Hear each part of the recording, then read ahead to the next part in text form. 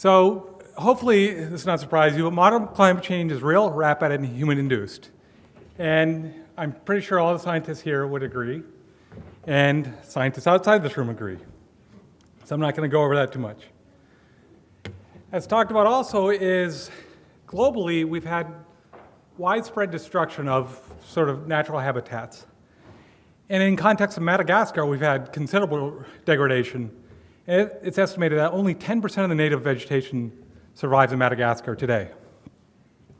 And as you can imagine, this had tremendous effects on the native flora and fauna. And in context of here, the lemurs. And just a couple years back, they've been classified as the most endangered group of mammals. And so much of my lab looks at asking the question, how will climate change and habitat degradation affect biodiversity? And a lot of this looks at understanding how these things are going to affect sort of how diversity can be changing into the future. And here's a picture of the Garden of Earthly, painting called the Garden of Earthly Delights. And I like to use this as a sort of to characterize the three potential outcomes of these processes. We can have a positive effect for most species to actually do better in future climate change. We can have a mixed outcome where some do better, some do worse, or we could have a largely negative effect. And the answer to this question is how we actually need to plan for conservation. And this is not just tomorrow, but it's 60 to 80 years from now. We need to start thinking now about how we're gonna address these issues. And so one way my lab studies this is to use species distribution models. And we've talked a little bit about these, so I'm gonna sort of gleam through that. But basically what they are, they're a mathematical way to calculate a species' ecological tolerance, and then you sort of project that onto a map. These are also called ecological niche models. Some would argue there's slight differences. I'm not going to get into that. But the way I'm going to visualize these throughout my talk is you're going to see a map like this, and where you have cool colors such as blue, you have low habitat suitability, with increasing suitability up into sort of the bright red. And how these are made is you go in the field, you sample occurrence localities for whatever focal species you're working on. Here's a silhouette of Lemur cata. So I'd go out and I would go out and sample as many sites where Lemur cata exists. I try to encompass its entire range.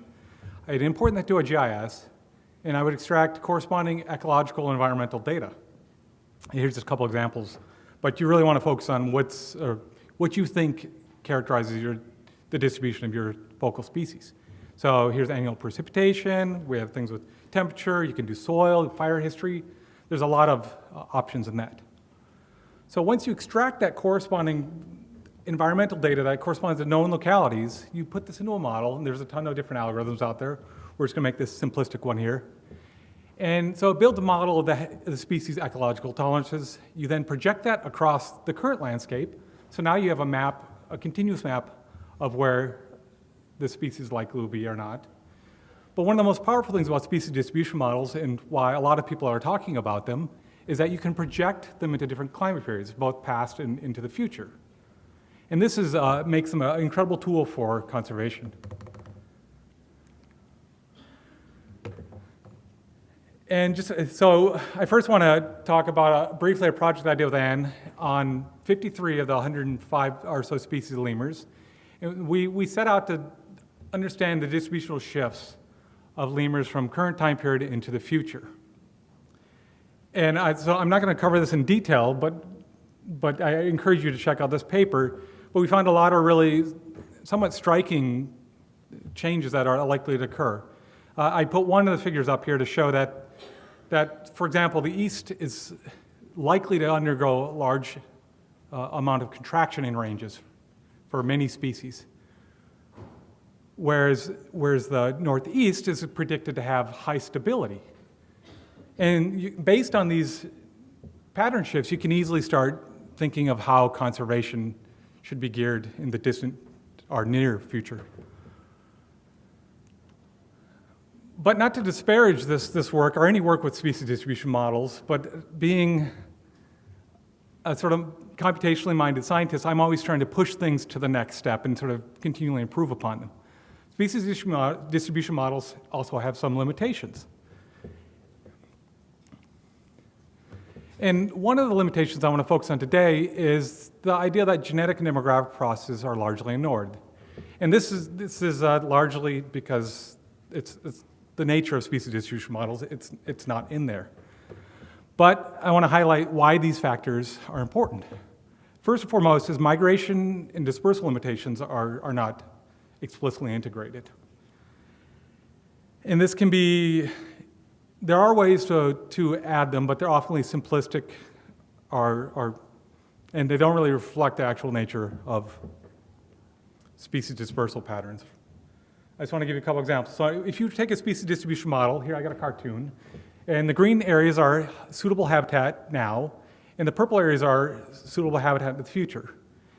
So if you were to build a model and then project it in the future, whether it can colonize that purple habitat really depends on the habitat between there. And so you can imagine a situation where there's no barrier. They could easily disperse into that. So using SVMs, then you have the second one where you have a physical barrier such as a river or whatever it may be. Then you have something where it's simply not colonizable due to distance. The dispersal capabilities between the suitable habitats is just too great for the species to arrive from current times into the future. And if you're doing SDMs, they all would have the future habitat colonized, where in reality, you have a situation where only the situation where there's like a stepping stone migration would the future habitat be colonized. Whereas things with barriers, there's no way for the lemur to get on the other side of there, or just large tracts of unsuitable habitat. So that's the reality of the situation. But when using species distribution models, it cannot account for that. The second thing is local population sizes are incredibly important. And here's a picture to support that. There's an idea of the sort of bottleneck. And population sizes and sort of history of them have cascading consequences on future populations. In just this diagram here, you can see little shapes representing genetic diversity. There's a bottleneck event.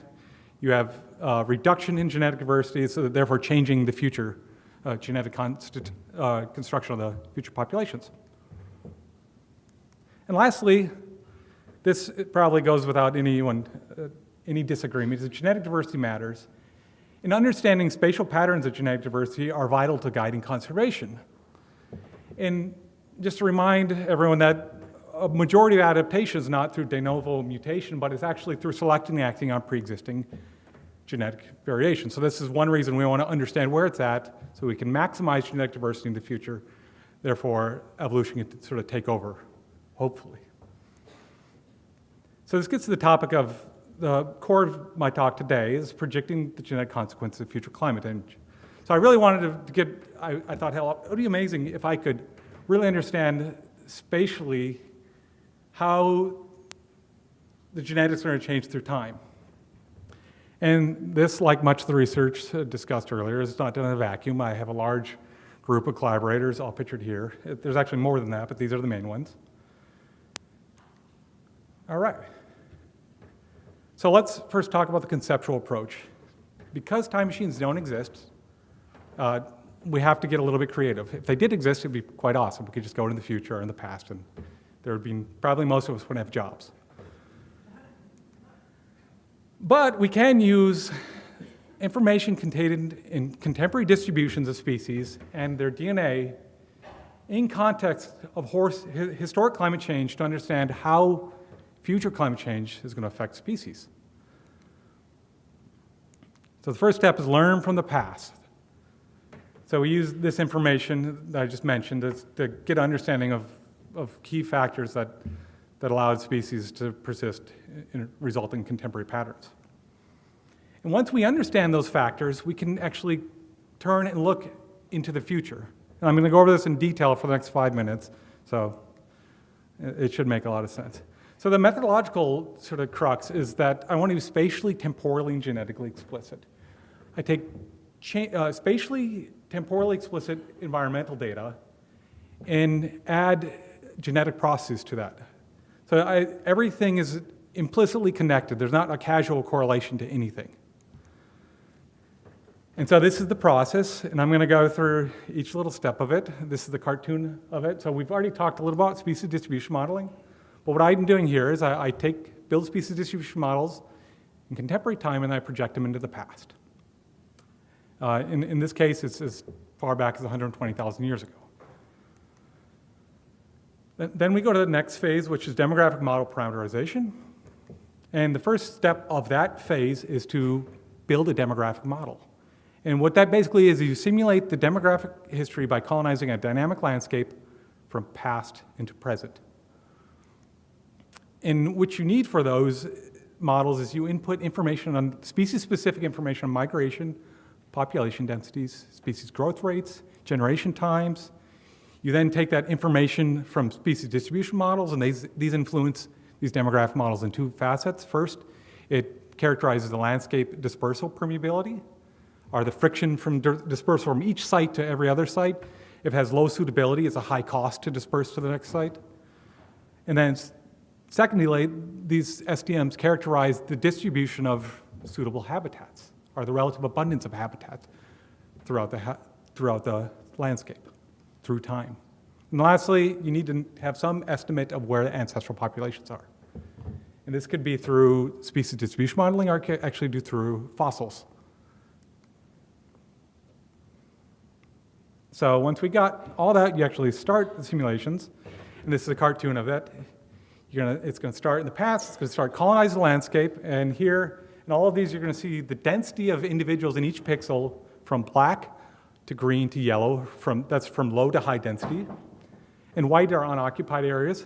So basically what happens is the population in this model radiates across the landscape, colonizing habitats that are suitable. And this is changing through time.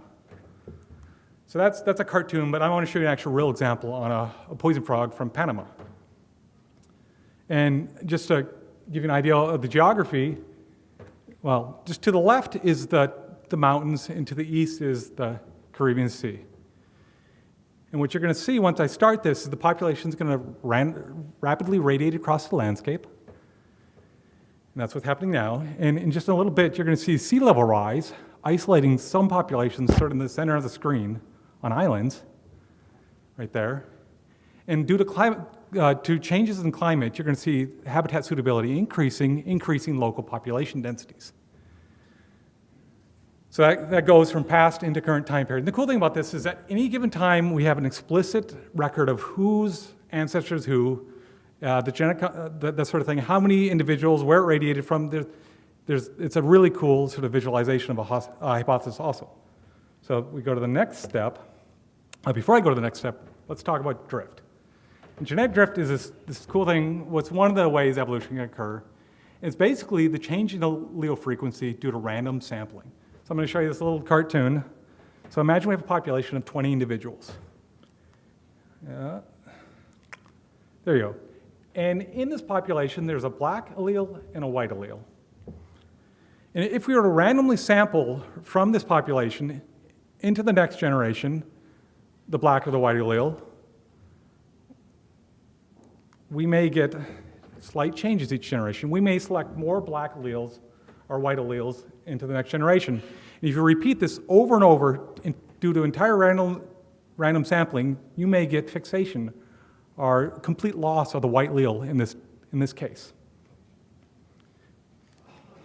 The key about drift and why I'm talking about it right now is that it's incredibly sensitive to population size.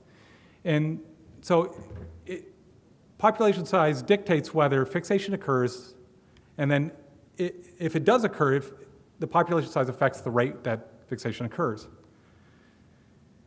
And some of us had talked about this in context of something called the coalescent.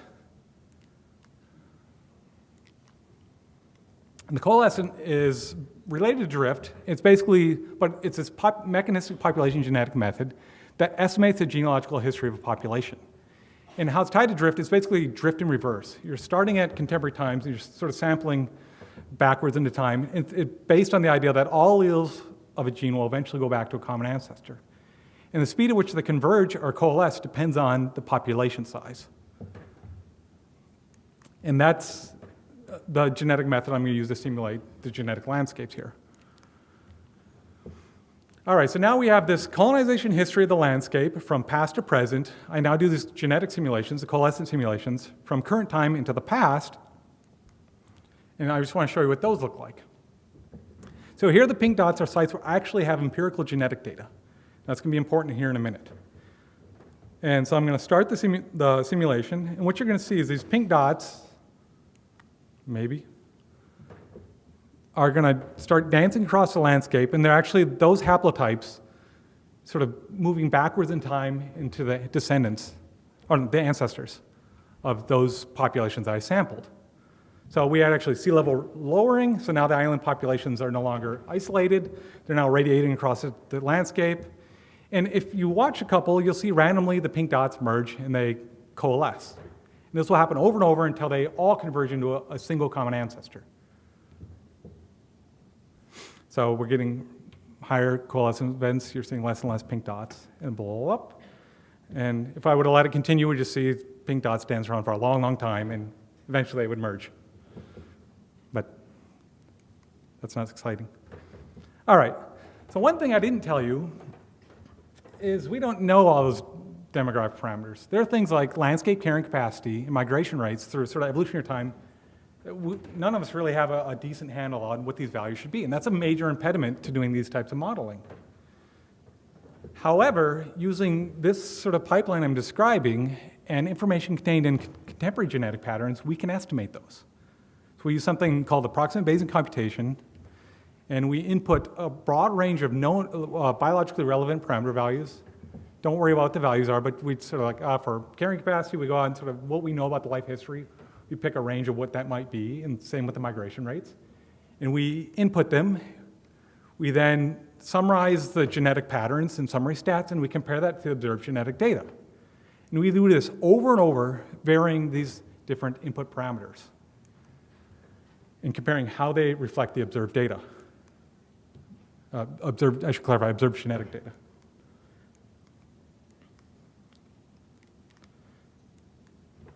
And eventually, you get a very subset of the parameter space that reflects the observed genetic data, and we can sort of use those values as sort of the likely values that result in the observed genetic data and move forward.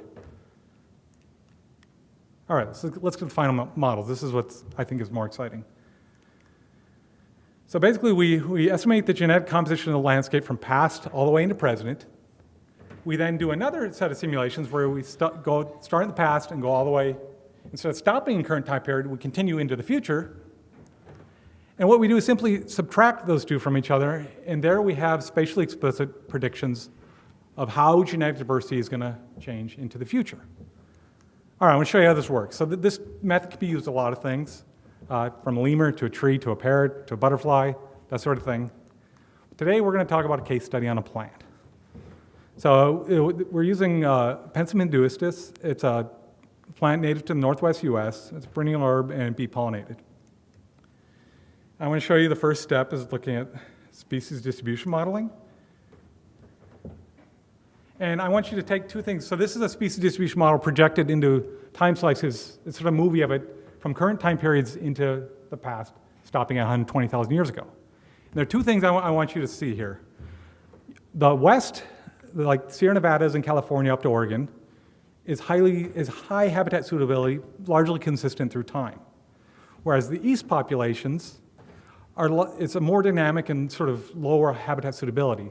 And based on these two observations, we'd have different predictions on the genetic compositions of those landscapes. So we sampled Great Basin populations. This is in part because it's at this transition. We have predictions based on that. But it's also because there was a lot of good genetic data available, and that was one of the limitations to getting really good estimates of these unknown demographic parameters. All right, so let's do species distribution modeling. This is what we'd get if we did species distribution modeling. You'd have a current model and then a future model, and you see that, well, in large, the suitability scores decrease into the future. And one way we can look at these is by subtracting them from each other. And basically you take the future one, subtract it from the other, and then the difference is characterize how habitat suitability scores have changed. So if it's red, you have actually decrease in habitat suitability. If it's white, there's been no change. And if it's blue, it's actually conditions are getting better into the future. Well, if we were to stop here and make conservation recommendations, we would conclude that it's not very good. This penstemon species is probably not going to fare well into the future. All right, let's move forward with the other method. So we estimated these parameters. And so using approximate Bayesian computation, we're in the parameter space we explored, we were able to estimate these two demographic parameters. This is the number of individuals, the carrying capacity of the landscape, basically, and the migration rate. And the only thing I really want you to see is how tightly nested those posterior distributions are. That means that we have high confidence that this very small parameter space likely result in the observed empirical genetic data. So we can take those values and plug them into a future model, and this is what we get. And the way you visualize these, so purple will be low genetic diversity, going up to yellow being high genetic diversity. So the current model looks really good, and this reflects our observed empirical genetic data, where you have sort of yellow everywhere, and that means there's pretty high genetic diversity.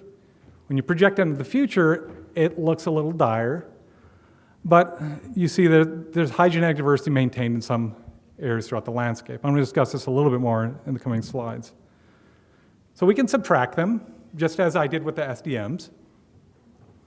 And you see the areas of no, there are actually quite a few areas of no predicted change in genetic diversity, which is quite promising. There are a lot of areas of local extinction, which is alarming. And then there's a bunch of marginal areas where the genetic diversity is decreasing. One thing using this method we can do is we can calculate the total genetic diversity, or estimate the total genetic diversity of the landscape.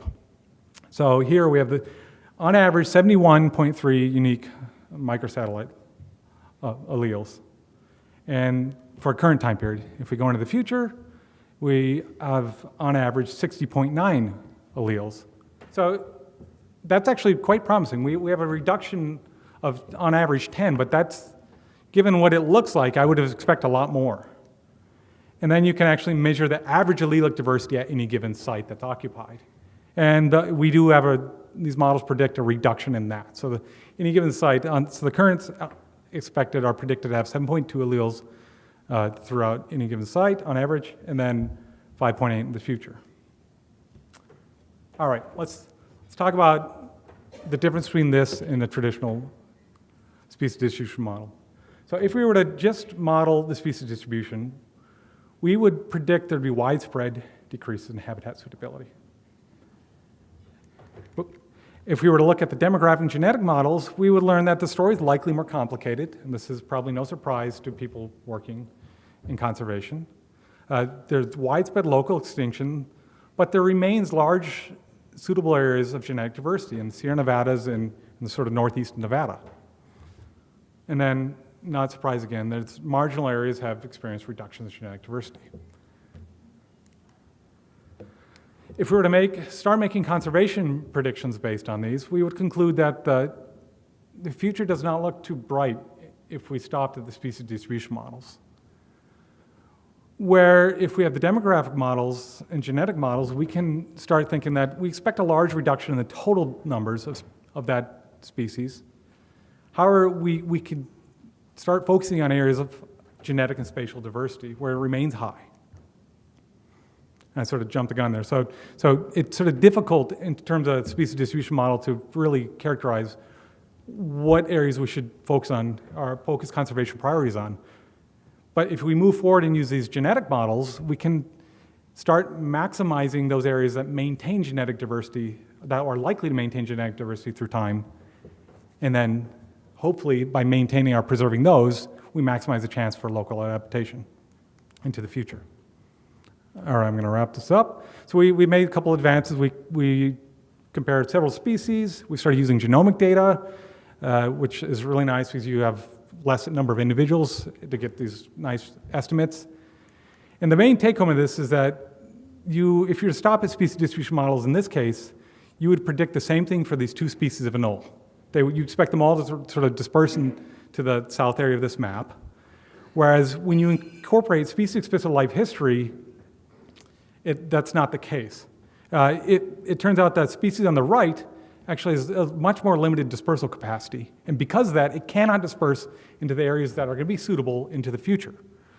And so if I'm making conservation practice on these two different species, you're going to hopefully preserve two different areas.